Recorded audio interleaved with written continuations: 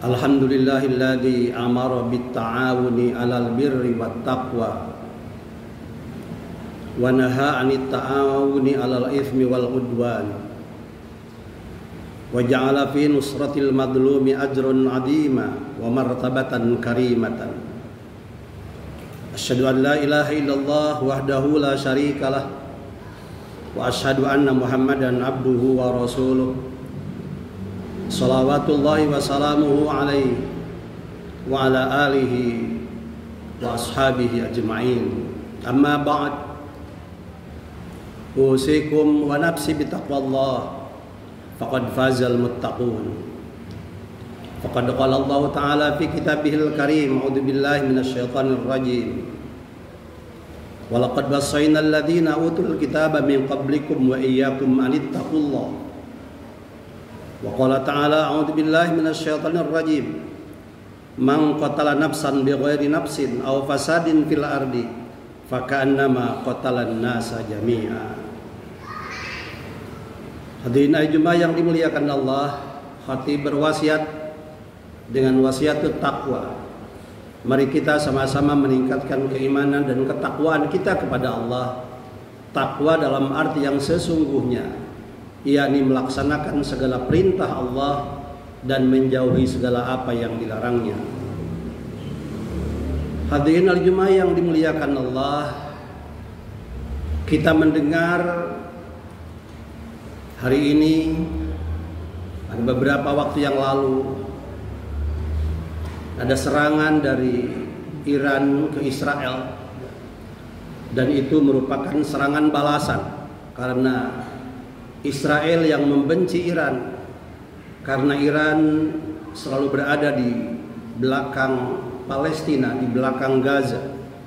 Maka kemudian Israel menyerang Iran dan banyak menewaskan para petinggi Iran. Tetapi dalam waktu hitungan 4 jam setelah itu, Iran langsung membalasnya dengan rudal-rudal balistik yang mematikan. Sehingga beberapa lokasi strategis di Tel Aviv, di Israel, hancur luluh lantak. Dan sekarang Israel berada dalam kepanikan. Apa yang dilakukan oleh Iran seharusnya kita dukung. Kita tidak bisa berbuat seperti itu, tetapi paling tidak kita mendukungnya, kita mendoakannya.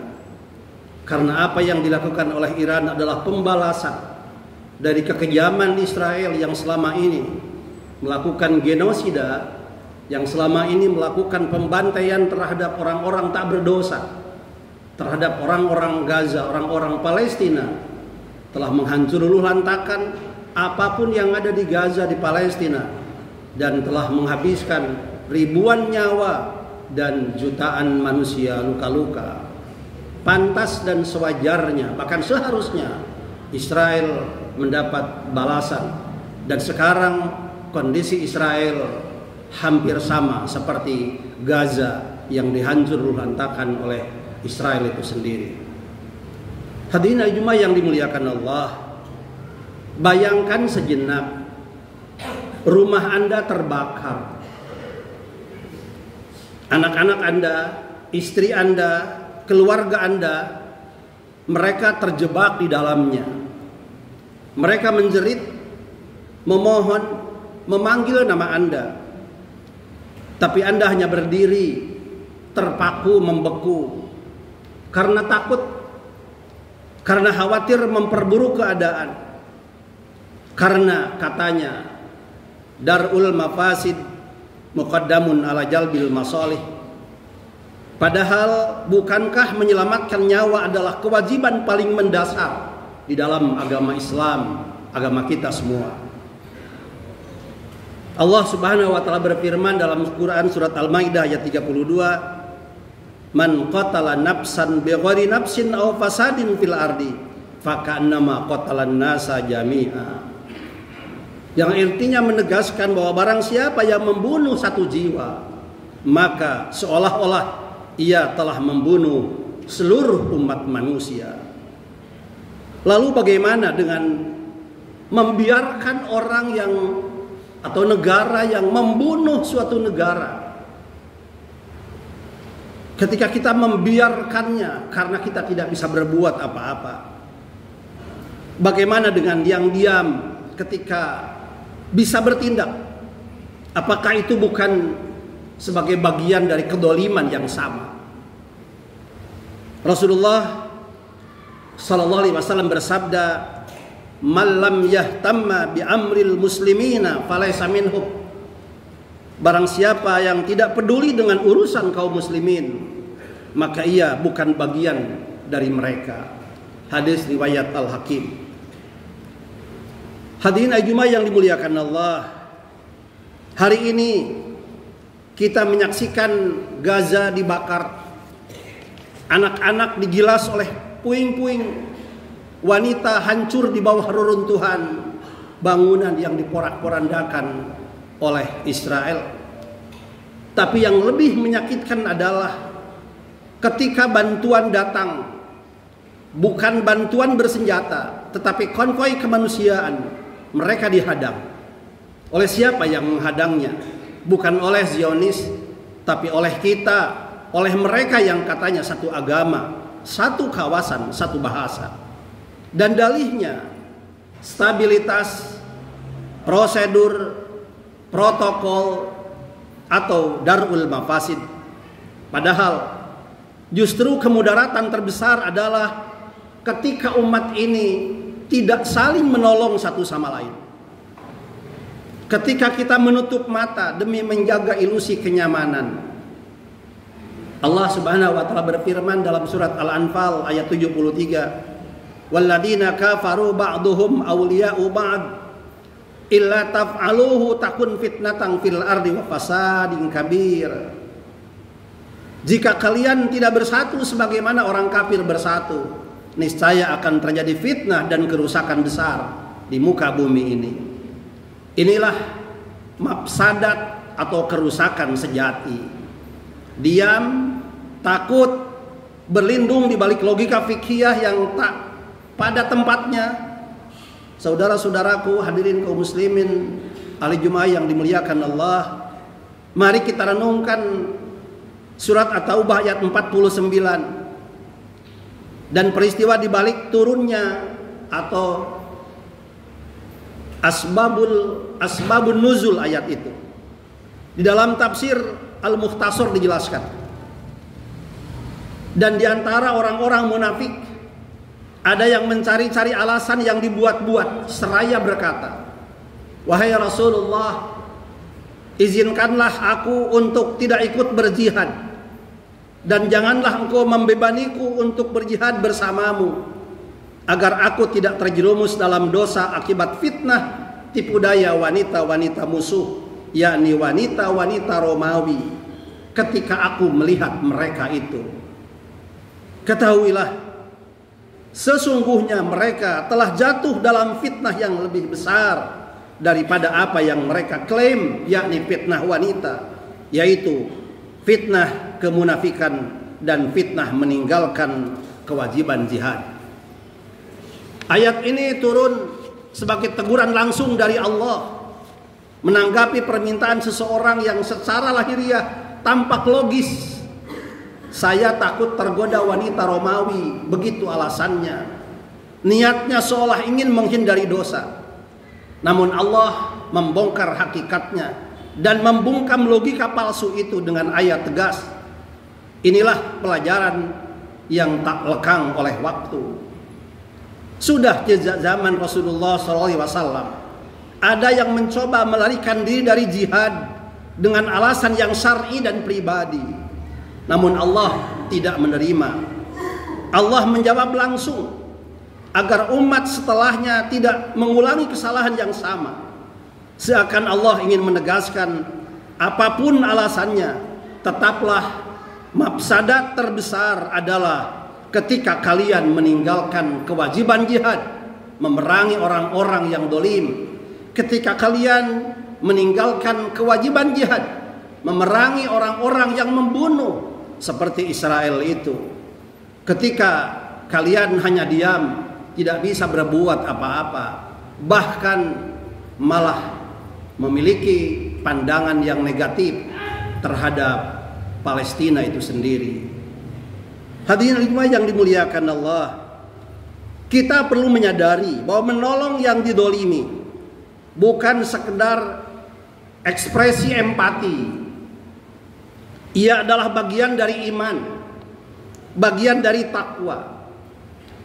Rasulullah SAW bersabda, unsur akhaka dhaliman aw madluman.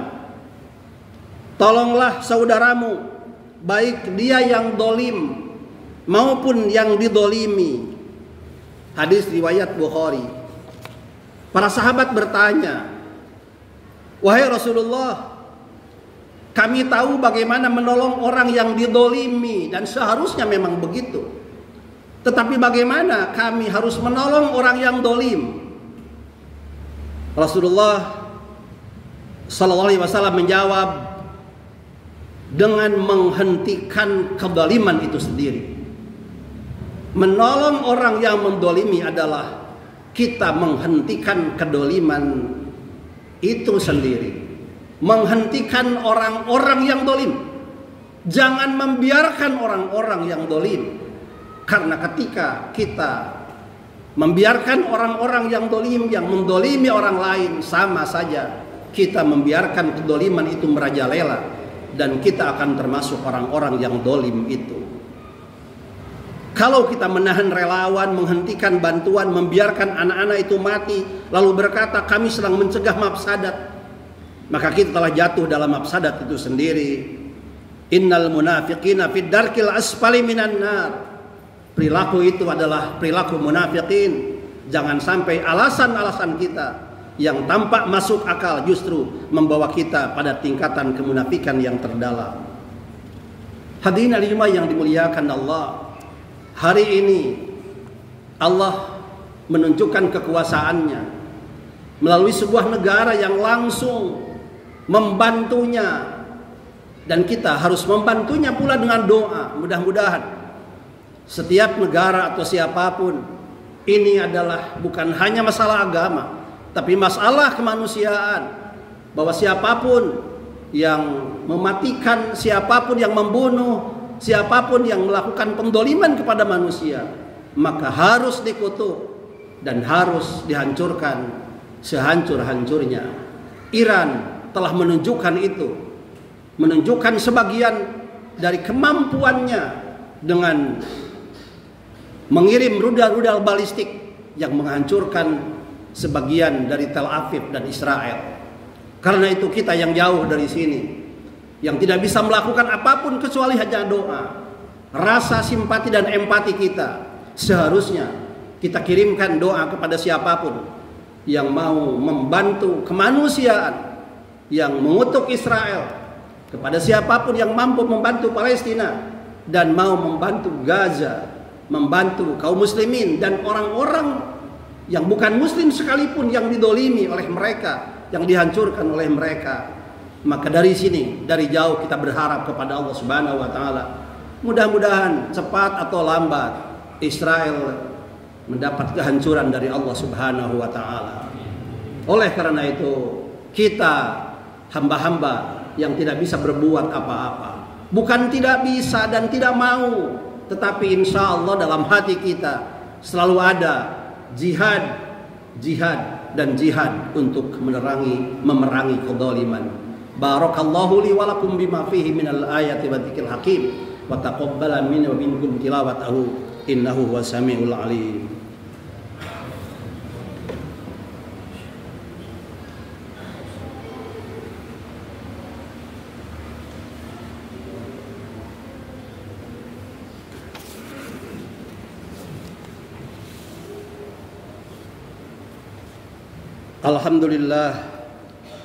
Alhamdulillah hamdan katsiran thayyiban mubarakan fi kama yuhibbu rabbuna wa yarda.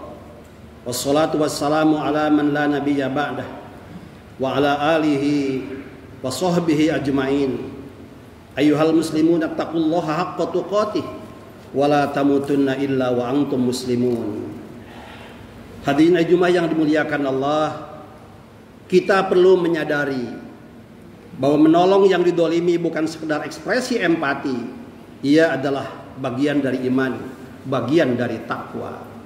Dan paling tidak dari sini kita memohon kepada Allah, kita berdoa kepada Allah, mudah-mudahan doa kita diterima oleh Allah Subhanahu wa taala. Ya Allah, ya Tuhan kami, jangan jadikan kami kaum yang lebih takut pada stabilitas daripada syariat-Mu ya Allah.